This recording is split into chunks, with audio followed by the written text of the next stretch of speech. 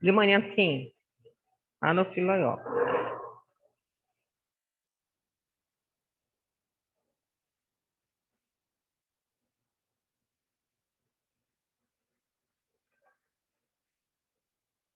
Oi, Christian, boa noite. Boa noite, professora. Boa noite.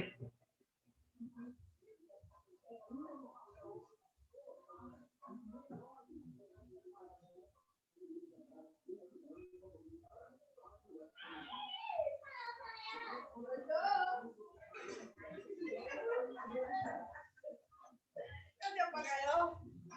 Vagabundo! Já vai chegar os outros? Compartilhado direitinho aí, né? Eu pedi, que nem eu sei. Compartilhado aí, Christian? Compartilhado aí, né? Legal. Então, a gente vai continuar falando sobre as teorias do desenvolvimento, né? Dentro da ontogênese.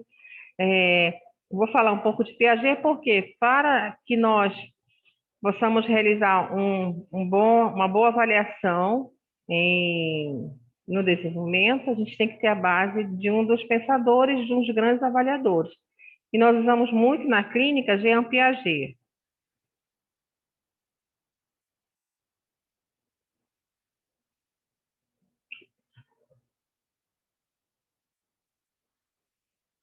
Quando Jean Piaget postumou seus estudos, né, nos primórdios, junto com Emília Ferreiro, na ontogênese da linguagem escrita, é um livro muito bom, tá? Que eu recomendo sempre a vocês, é Psicogênese da Linguagem Escrita, de Jean Piaget com Emília Ferreiro. E ele basicamente classificou em 4 estados, né, da criança, que ele pode chamar também de transição. São fases, essas fases são importantíssimas para que nós, fonoaudiólogos, tenhamos o conhecimento para poder fazer as várias avaliações na criança, no adolescente e, posteriormente, no operatório formal, que é a criança com mais de 12 anos. No primeiro momento, é o período sensório motor, de 0 a 2 anos. Posterior é o período operatório, mais ou menos entre 2, 7 e 8 anos. Posteriormente, nós vamos ter o operatório concreto, de 8 a 11 anos, e o formal, de 12 anos em diante. Paralelo a isso, né, os estudos também nos mostram que Freud também mapeou paralelo às estágios de Piaget, nessa transição, Freud também. Henrique Vallon também trabalha, Vygotsky, tá? Fazem também essa avaliação nos primeiros anos da criança. Vamos começar no período sensório-motor, tá? Período sensório-motor e oral, tá? É o período que diz respeito ao desenvolvimento do recém-nascido, do latente, da criança, quando, ao momento que ela nasce, né, ela já entra no período sensório-motor. É uma fase predominantemente de percepções, do desenvolvimento dessas percepções e dos movimentos, onde ela adquire, tá, as percepções amplas, adquire a percepção e o movimento do corpo no eixo dela. Nesse período, o desenvolvimento físico ele é muito acelerado, tá? Tanto que quando vai a avaliação da criança, com 9 meses, ela pesa, suponhamos, 8 quilos, tá? Antes dos 10 meses, ela pode ser que ela ultrapasse mais de 2 quilos. E o desenvolvimento físico dela é muito acelerado.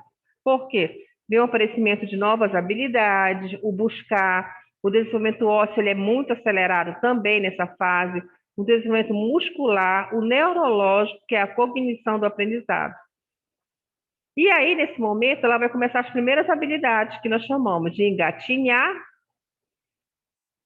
sentar-se, andar, e os comportamentos, como ela se senta, como ela anda, o domínio também do ambiente, ela começa a ver de que forma o ambiente que o cerca, a exploração ao mundo.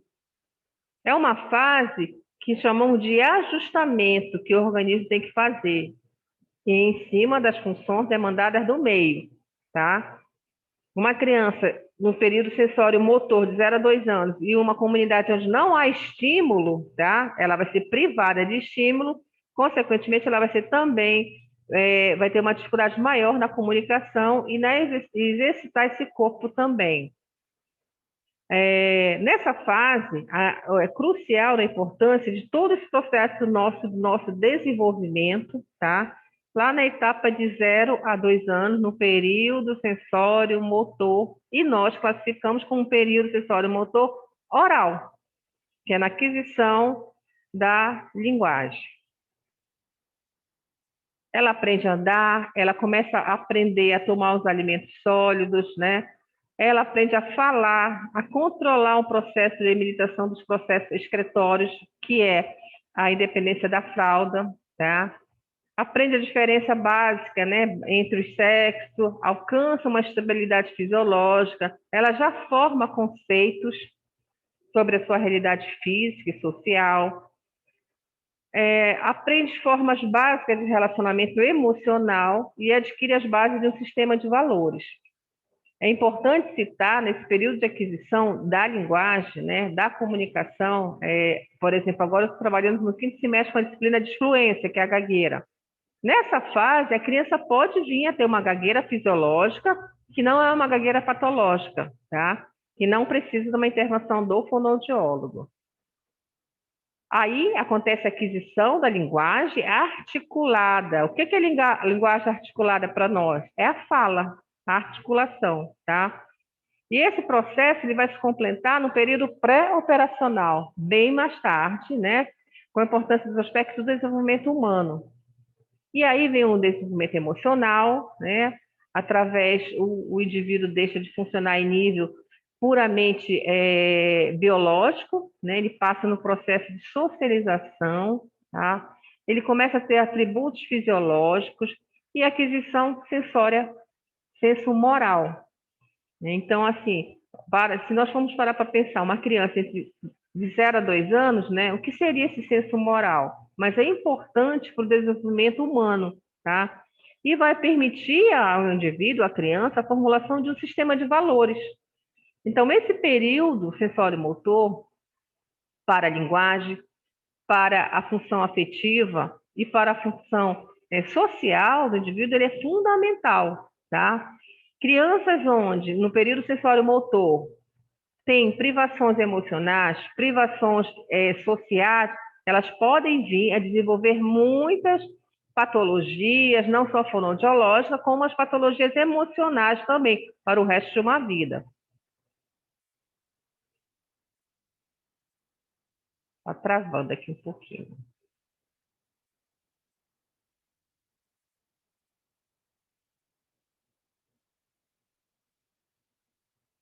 Por que está travando? Hoje a internet está bem devagar. Hã? Então, sim. Oi, turma. Pamela, está ouvindo, Pamela? Oi, professora. Então, sim. A internet que está bem devagar. Paulo está aí? Tá, o Paulo está aqui. Firme e forte, está mandando um abraço para vocês. Ah, sim, outro para ele. Igualmente. Está aqui. Deixa eu ver por que não está querendo. Travando aqui.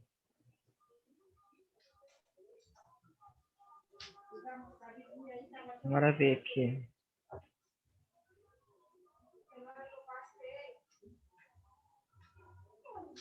Acho que agora vai. Posteriormente a isso, tá, gente? Nós vamos ter o período que chamamos de pré-operatório, que é a partir dos 2 anos, tá? Vale ressaltar também que nós trabalhamos com idade cronológica e idade mental. Uma idade cronológica é a idade onde nós nascemos. Se nasceu hoje, por exemplo, dia 12 de fevereiro de 2021. Então, daqui a 4 anos, a idade cronológica dessa criança vai ser, né, da idade de nascimento dela. Se ela sofrer alguma perturbação, né, ou impedimentos, ou privações lá no período sensório-motor, de 0 a 2 anos, ela possivelmente, tá, ela não vai ter a mesma idade mental, tá? Eu sempre brinco nas turmas, digo, a gente conhece pessoas que têm idade cronológica de 30, mas idade mental de 15. Então, na infância, isso é muito comum de ocorrer também. E diferente disso, também tem crianças que são mais habilidosas, né? São mais maduras do que outras. Porém, a gente sempre tem que pensar na idade mental e na idade cronológica, tá, turma? E esse período aí, o que é o pré-operatório de Piaget, ele corresponde ao período pré-escolar, tá? É nesse período que o organismo se torna estruturalmente a capacidade para exercer as atividades psicológicas mais complexa, ou seja, é o pensar, é o elaborar o pensamento, quando a criança ouve um comando e ela sabe responder com feedback na fala ou até já um feedback na escrita. E vai usar muito bem a linguagem articulada, quanto que lá no sensório motor, a linguagem articulada ela é inicial. Aqui, com 2 a 7, 8 anos, a linguagem articulada ela já está bem definida, que são os nossos fonemas, né? É uma idade importantíssima para a vida humana, tá? Para o período que os fundamentos da personalidade do indivíduo são lançados. Na fase anterior, ele começa de formas claras, e aqui ele já vai ter uma personalidade mais definida. É um período das mudanças físicas, tá?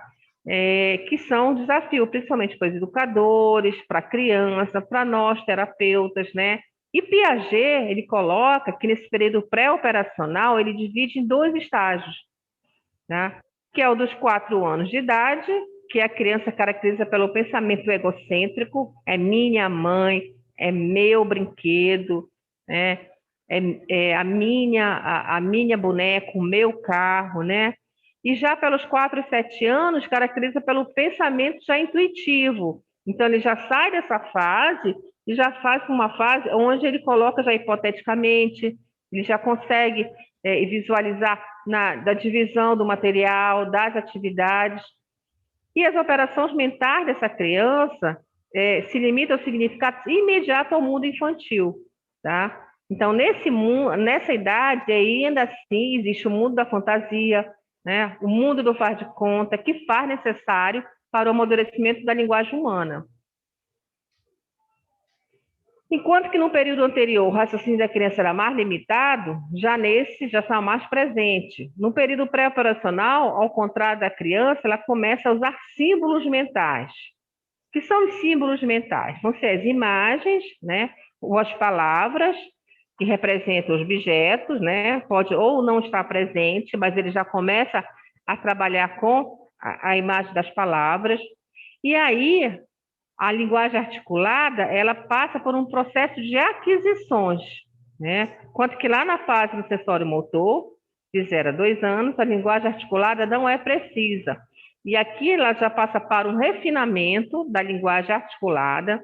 Então, nesse momento, ela já começa a ter, na disciplina de motricidade oral, a gente está vendo por que ele troca o R pelo L, tá? Pode ser que aqui, se ele já tiver uma alteração consistente no freio, ou de dente, ou na cavidade oral, possa vir a ter um interrompimento na articulação da palavra com precisão, e aqui ela já começa a moldar toda essa articulação. E nessa fase, ela vai aprender novas maneiras de se comportar com seus relacionamentos, tá? Então, naquela fase que era uma fase muito da posse, né, da imaturidade, aqui ela já começa a ter um pensamento melhor em relação ao comportamento. Criança desse estágio, né, tem a egocêntrica, que é centrada em si mesmo, que não consegue se colocar abstratamente no lugar do outro. E eu vou falar aqui por que nós temos que estudar o estágio da evolução dentro do padrão de normalidade, porque quando nós vamos estudar as patologias, por exemplo, uma criança com transtorno do espectro autista, né, que não consegue se colocar no lugar do outro, e ela vai ter um distúrbio de linguagem, tá? Ela, nesse estágio, ela não aceita a ideia do acaso, tudo tem que ter uma explicação, é a idade do porquê. Mas por quê? Né? Por quê? Então, aquela fase muito, muito curiosa, tá? Ela já pode agir com simulação, como se fosse, tá? Como, né? E ela possui uma percepção global, sem discriminar detalhes, tá? Ela é ampla, nós costumamos dizer que é a fase mais linda da infância, né? Onde a criança ela é puramente, a criança tem a pureza do ser, né? Ela deixa se levar muitas vezes pela aparência, sem relacionar os fatos. Então, a criança, ela não tem essa distinção a não ser que somos nós que colocamos, somos nós, adultos, que levamos essa percepção, né? Do feio, do gordo, né? Somos nós, adultos, que levamos os rótulos para ele. Porque a criança, a priori, ela vem numa pureza onde ela não consegue ter essa discriminação. Um exemplo aqui, por exemplo, se mostra para a criança 2 bolinhas de massas iguais, né? E dá-se uma delas de forma de salsicha. A criança nega que a quantidade da massa continue igual, pois as formas são diferentes, ou seja, o peso é o mesmo, e você faz o mesmo peso, uma bolinha e o outro uma salsicha. E você pergunta, né, que as quantidades são iguais. Ela vai dizer não, que são diferentes, porque as formas são diferentes. Então, ela não vai sempre relacionar a situações. Posterior a esse período, nós temos o período que nós chamamos de operatório concreto, tá? E aí a nossa criança já está, né, com 8 a 11 anos. Esses períodos, volto a falar, foram, tá, mapeados, divididos, essas etapas por Jean Piaget. E aí nós estamos na fase escolar. O crescimento físico já é mais lento, né? Já não é tanto como no período anterior, né?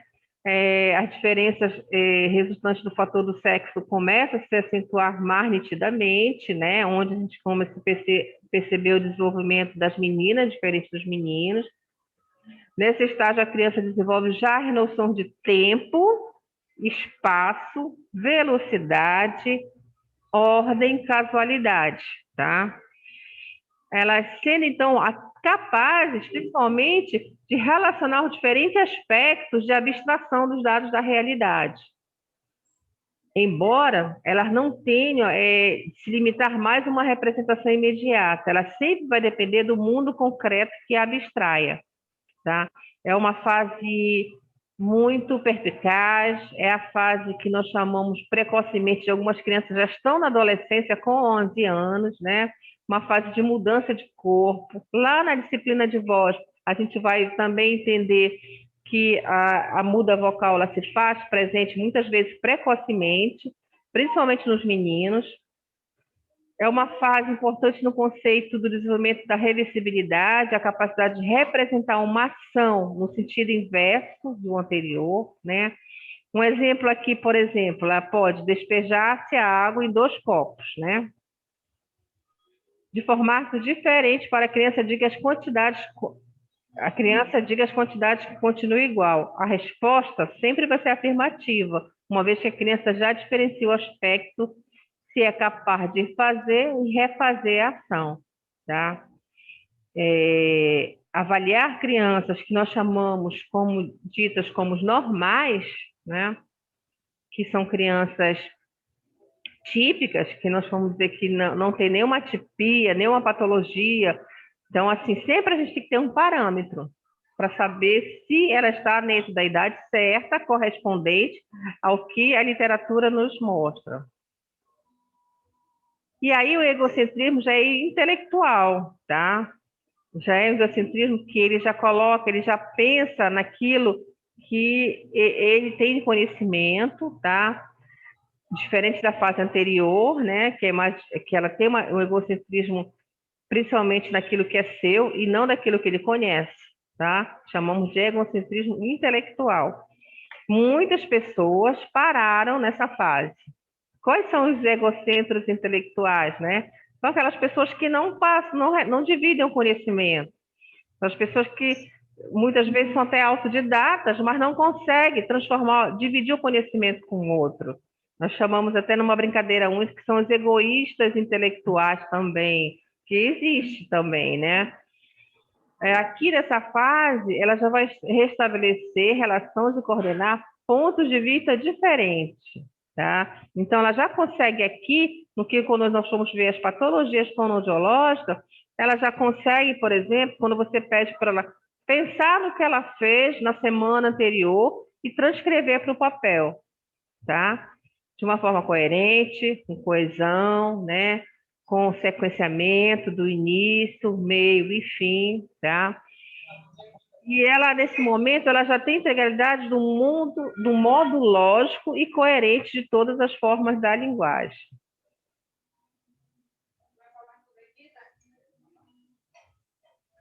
E aqui ela começa a realizar operações mentalmente. Então, ela já começa, né, nesse momento, a ter a noção muito mais,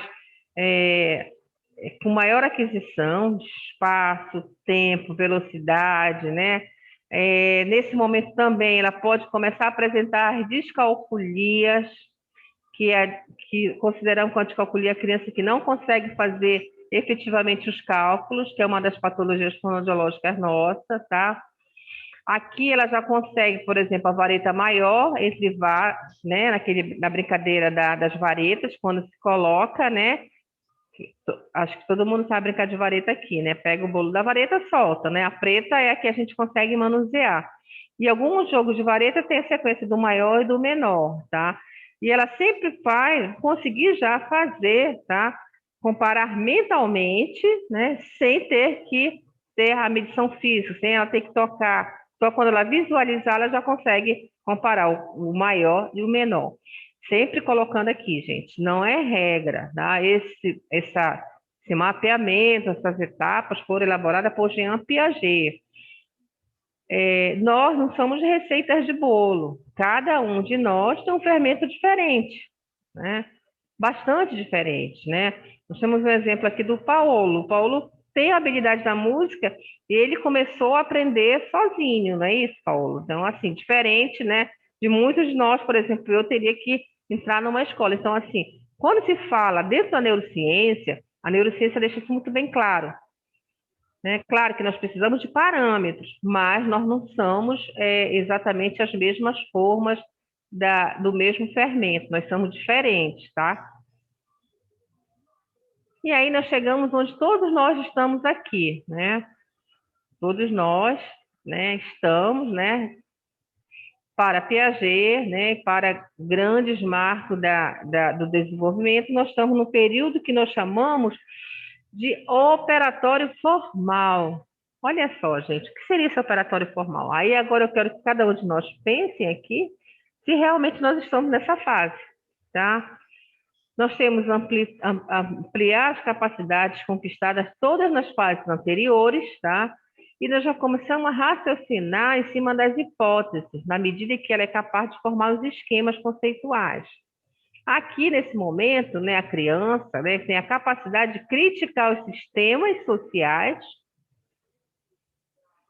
provor dos novos códigos de conduta, já temos discutir valores morais dos seus pais, do que constrói, seus próprios valores, né, e criar autonomia, tá? De acordo com Piaget, ao atingir essa fase, o indivíduo, sua forma de equilíbrio, ele consegue alcançar o padrão intelectual, que vai persistir para toda a nossa vida adulta. Olha só a responsabilidade que a gente tem com o outro, com o meio, tá? E não quer dizer que ocorra uma estagnação, não, tá? Isso aí não quer dizer que foi só naquele período lá, mas é um marco importante do nosso desenvolvimento humano. Desenvolvimento principalmente das funções cognitivas, né? Principalmente lá no ápice da adolescência, que forma nós vamos usar o raciocínio pelo adulto. O desenvolvimento posterior vai constituir uma ampliação dos conhecimentos. Então, para Piaget, que tudo que vem posterior são ampliações de conhecimento, não mais, né, como se fossem os conhecimentos iniciais. Piaget também, é interessante falar que ele coloca o desenvolvimento da moral, tá? Em 77, ele colocou que toda moral consiste no sistema de regras e a essência de toda moralidade deve ser procurada no respeito que o indivíduo adquire por essas regras.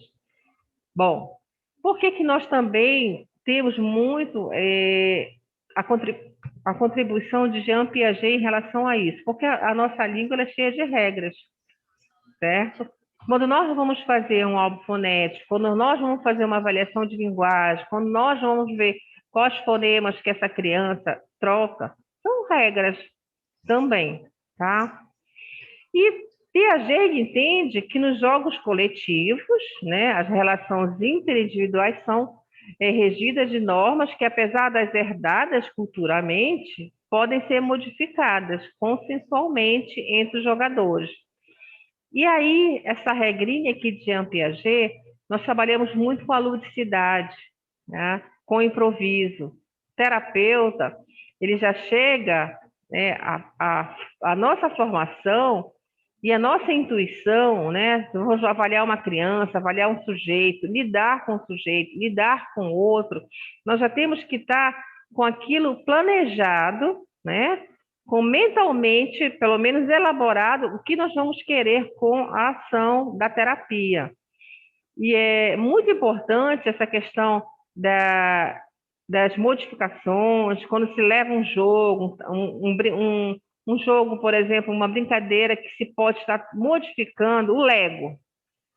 O Lego é um brinquedo assim secular que ultrapassa gerações e gerações e gerações, tá? De que forma a criança, por exemplo, pega um Lego para vamos fazer montar um esqueleto de uma casa aqui, por exemplo. Aqui ela pode selecionar só por cores, ela pode selecionar só por tamanhos, ela pode selecionar com forma geométrica. Então, assim, naquele momento que a gente está pegando aquela atividade, né, para elaboração e exteriorização do pensamento através da ludicidade, da prática do jogo, nesse momento nós vamos ver que cada indivíduo é diferente do outro. Não quer dizer que ele vai selecionar só por cores, que ele vai ser diferente no sentido de cognição do outro, mas como ele percebe essa atividade. E aí temos a questão que ele fala sobre o desenvolvimento da moral, que temos que citar aqui, porque Piaget ele sempre coloca, né, que chamamos de anomia, né? Ela sempre é criança na fase dos 5 anos, onde ela coloca que as regras são seguidas, porém o indivíduo não está se mobilizando pelas relações entre o bem e o mal, né? E sim pelo sentido hábito do dever. Então, nessa fase dos 5 anos, ela não tem essa crítica ainda em relação disso, né?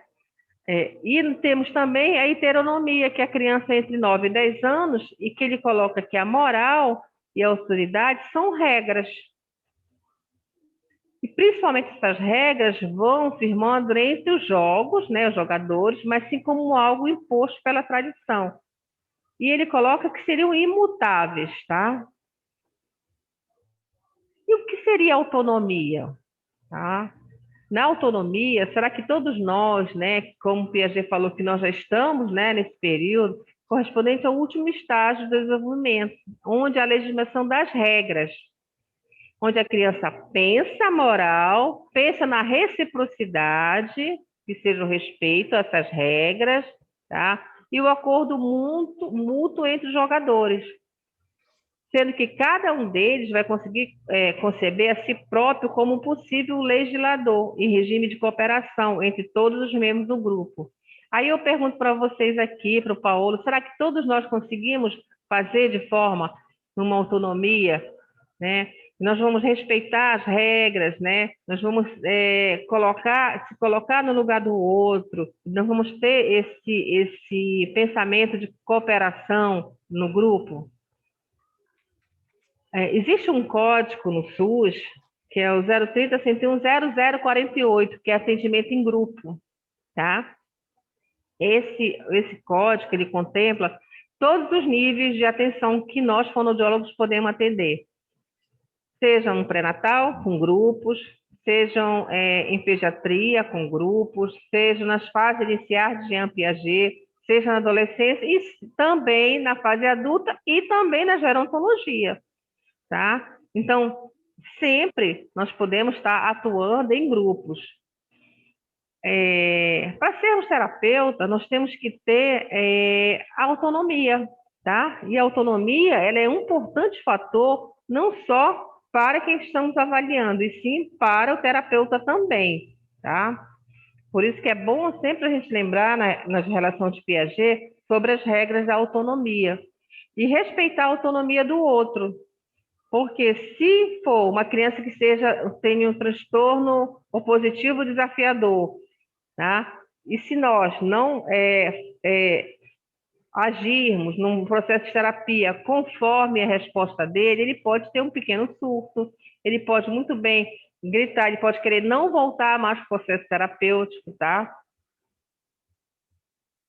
E aí, para Piaget, ele coloca a própria moral, vista a inteligência, em relação entre a moral, inteligência e vice-versa, tá?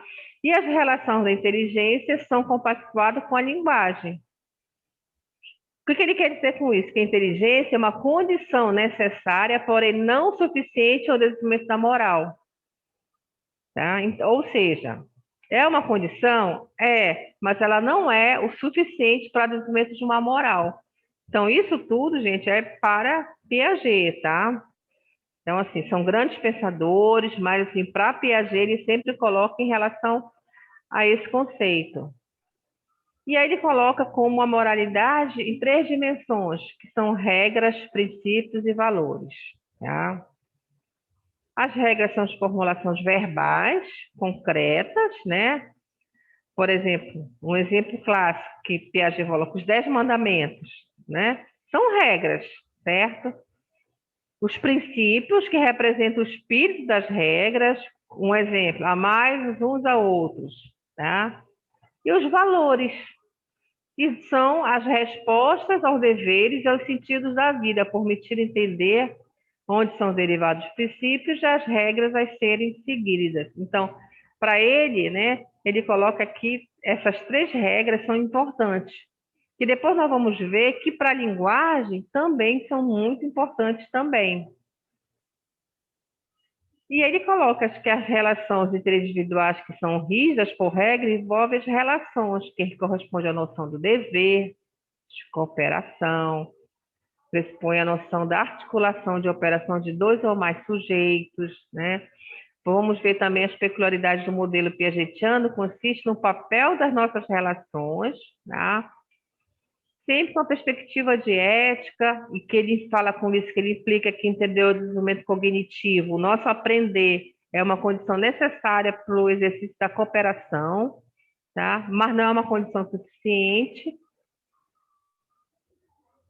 E aí ele classifica também com o desenvolvimento psicossocial, que nós vamos ver que é bem nos anos pré-escolares, tá?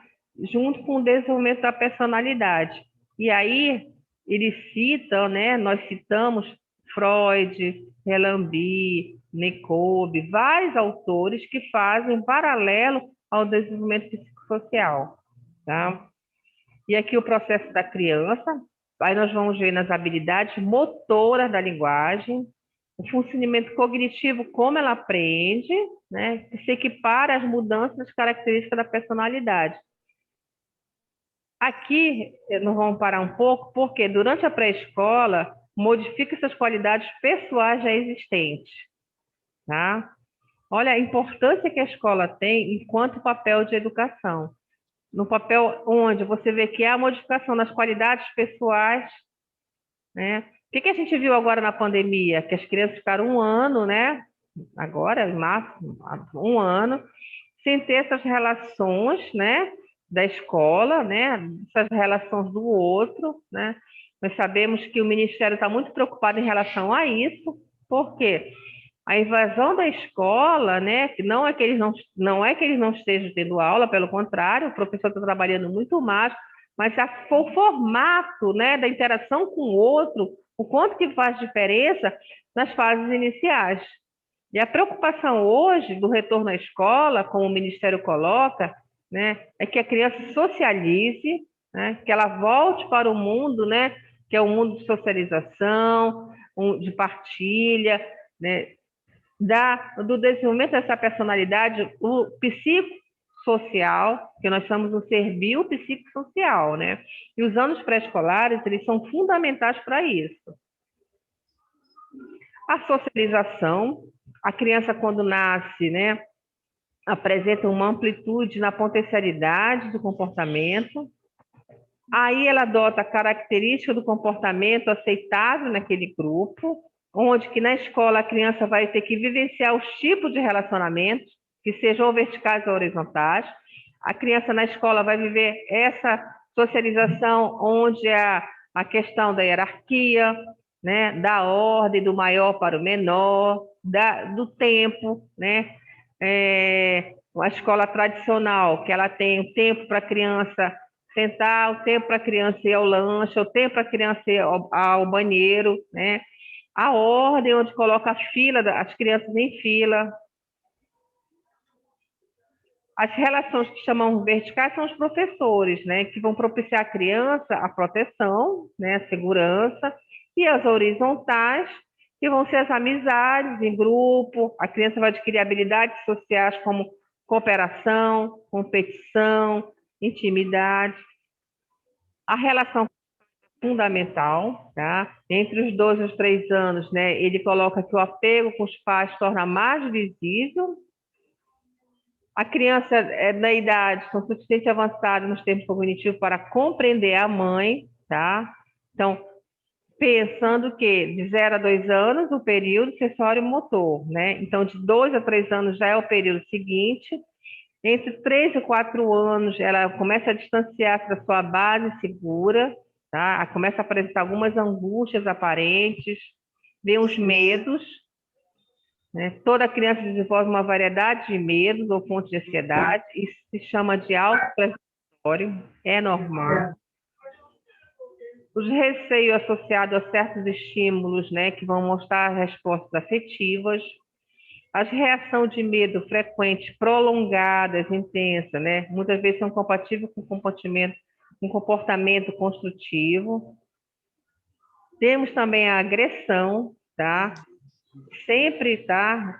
Voltando aqui a falar, nós estamos falando em relação àquilo que nós chamamos de crianças típicas, normais, para poder depois estudar aquilo que não é típico, que são as patologias fonoaudiológicas. A agressão com comportamento com intenção aparente de machucar, né? Às vezes é até o outro objeto, a brincadeira às vezes muito forte, às vezes pode parecer que seja como uma frustração. À medida que vão se aperfeiçoando as habilidades verbais, ela ocorre um afastamento maior da agressão física, né? Para o maior, podemos também usar agressão verbal, e aí vem os palavrões, os deboches, né? A criança começa a adquirir também esse formato. Quando ela mais ou menos se manifesta entre 4 e 5 anos, a criança pratica novas habilidades cognitivas, né? Como um exemplo, sair à rua sozinha, né? Que ela já começa a conquistar o mundo que está ao seu redor. É um período de energia e vai principalmente promover uma espécie de comportamento que os adultos podem entender como agressivo, mas não é, né? E aí tem a curiosidade sexual também, né? Que muito bem pelos pensadores, né? Como Piaget também colocou, descobre a estimulação dos seus órgãos genitais, a sensação dos prazeres, o período pré-escolar intensifica com a estimulação, as discrepâncias, diferença entre seus próprios genitais começa a se modificar, eles começam a ter a questão do oposto, e a curiosidade e interesse pelos órgãos genitais como o desejo de entender as diferenças, tá? Aqui, nesse aspecto aqui, onde Piaget coloca, nós temos muitas crianças com síndrome de Down, que vê a terapia fonoaudiológica e tem uma curiosidade sexual bem aguçada. Então, nós, como terapeutas, temos que saber lidar também com este fator. E aí, a questão da escola, aqui, bom, quanto o autor ele coloca aqui abordar de forma franca, realística, a curiosidade sexual, né? Isso é o autor que coloca. Aí existem vários movimentos de vários tipos de escola. O conceito do gênero na criança aprende a ser menino ou menina, né? As 3 etapas da constituição, que é a identidade, que nomeia seu próprio sexo, mais ou menos com 3 anos. Depois ele tem uma estabilidade do gênero, que é compreender que você permanece com o mesmo gênero, lá pelos 4 anos. Depois uma constância do gênero, reconhecimento que o outro permanece com o mesmo gênero, vestindo roupa diferente, ou mudando, tá? Mais ou menos com 5 ou 6 anos de idade.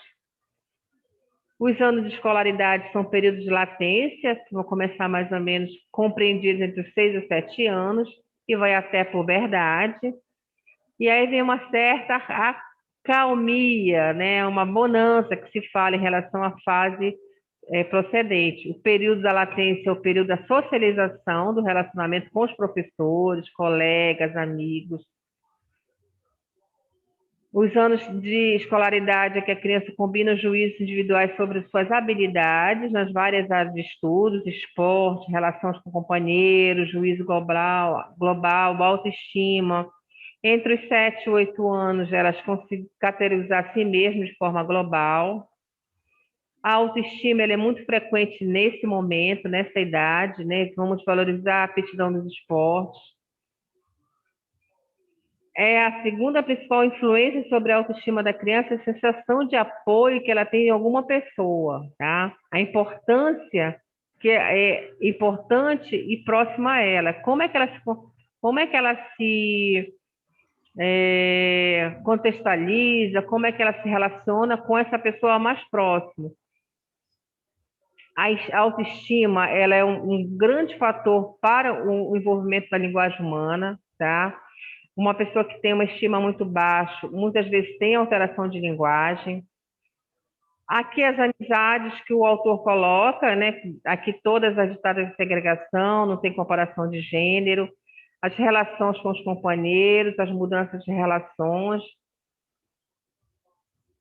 Agressão ele coloca como? Nos meninos evidencia mais agressividade, né? Afirmação e dominação, já nas meninas não, tá?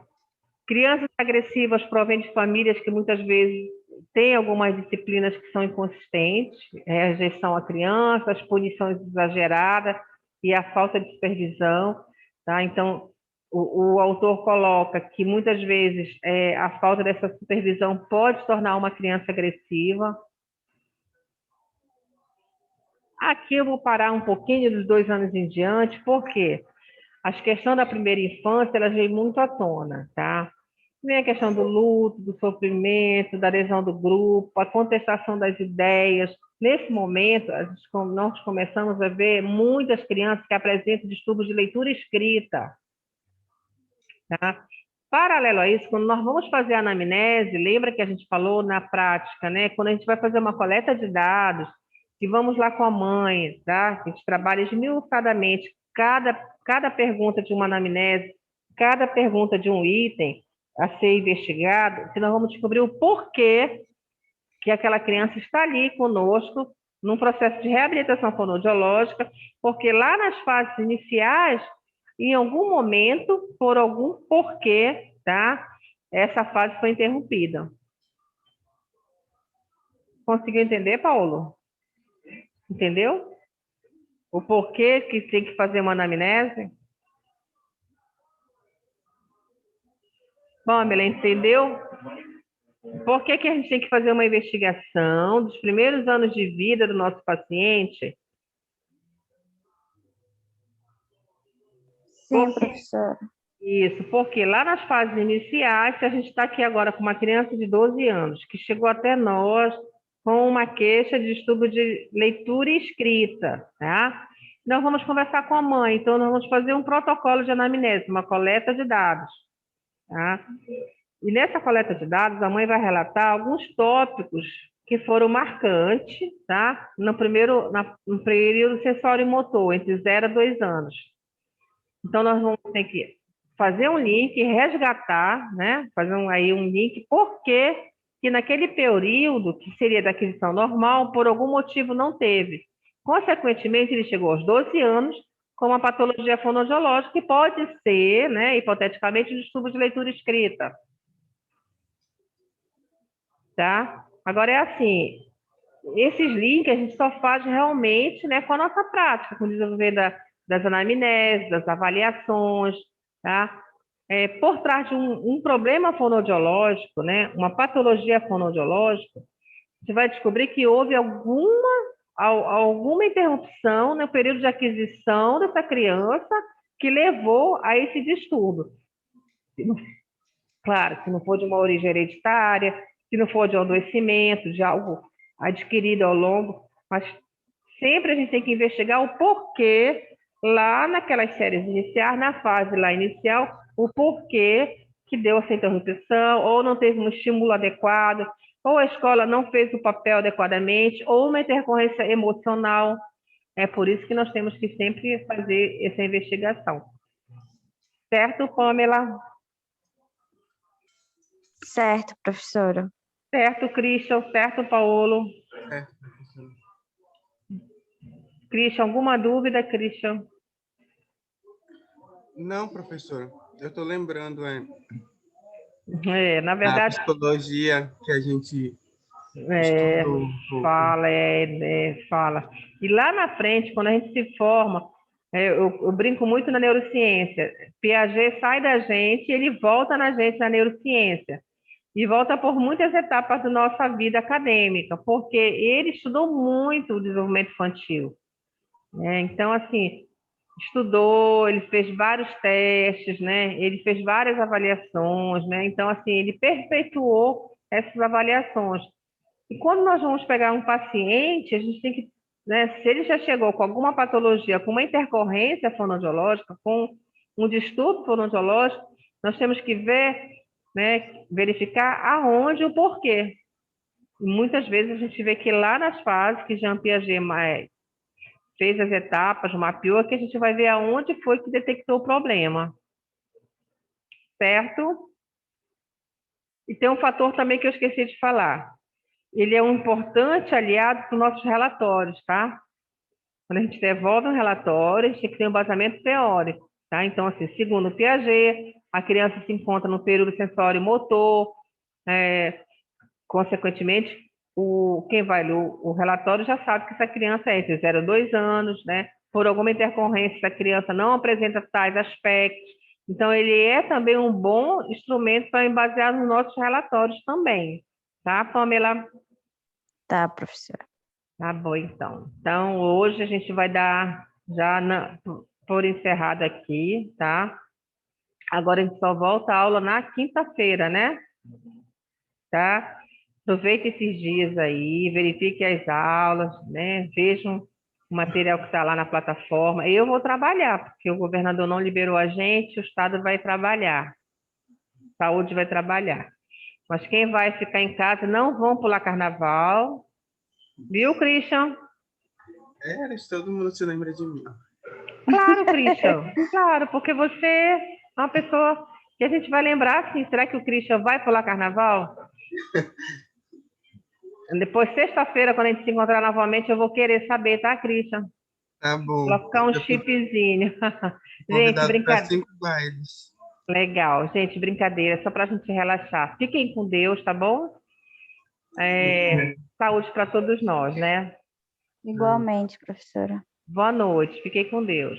Boa Boa noite. Bom noite. carnaval, professor. Boa noite, professor. Obrigada, Camila. Boa noite. Boa noite.